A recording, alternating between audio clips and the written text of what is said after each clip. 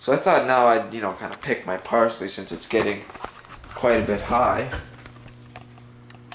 As you can see. And once you pick parsley, it's a good idea to wash them.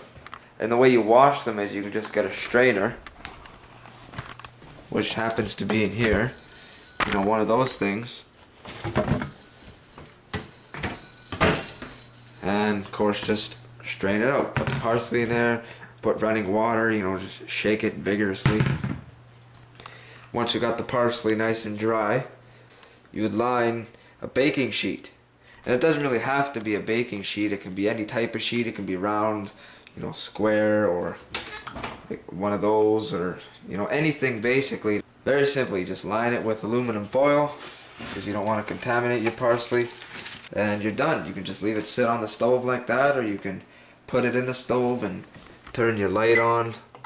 I think I'm just going to let it dry on top of the stove for a few days. Now don't mind the noise out here, but it's a good idea to bring the strainer with you. That way, when you pick the parsley, you don't have to bring handfuls in at a time. You can just put it all in the strainer and you're good. So here it is. Quite big. It's definitely mature. It's over mature. It's starting to fade away, as you can see there. So how you want to pick parsley? You don't want to pick those ones. You want to pick these ones. The healthy looking ones, like this one for example. Just by the stem. Like that. And if you actually take the root right out, the parsley doesn't grow anymore, but the parsley grows end on end on end. So if you plant it really early in spring, and you just pick it like this and not by the root, then it's going to grow again and again and again and again and again. And you're going to have parsley until it either freezes over, or there's winter time, or there's conditions where it doesn't grow anymore. Stick it in there like that. You want to get the healthy ones if you take the time, not the ones that look unhealthy. There's unmature ones here. Those ones are fairly good. Let's see if I was to pick one by the root. There's what it looks like by the root. You don't want to pick it by the root because you've just lost all this parsley. There's the root system. Looks pretty healthy to me.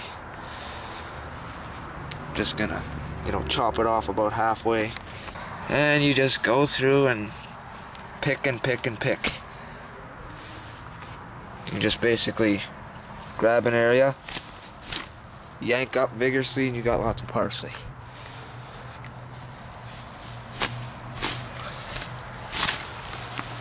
There we go, I got a root there, not the best. Step on it, rip it some more. Throw all this shit in the garbage. Anyways, and later, once this stuff dries a little bit, you can just take your fingers, take one of your hands, hold it here, and take your other finger and just run it down the entire thing, and the leaves should just, come right off. One more thing.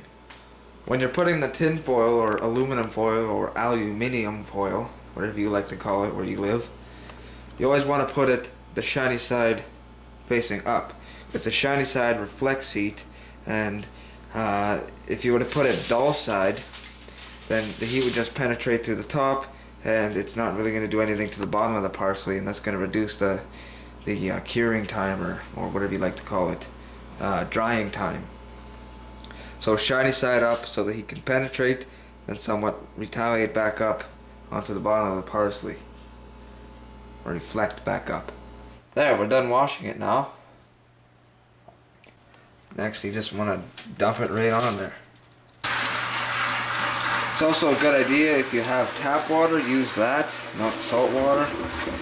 So, what you want to do now is thin it out onto the baking sheet. And this actually is probably going to be too much parsley for this sheet. Well, it's not that bad. Maybe I can thin it out a little bit better and see what I get out of it. There, that's probably the best I'm gonna get it. A little bit thick, but it will dry over time. That's how you pick, dry, and harvest parsley. So, get out there and harvest it.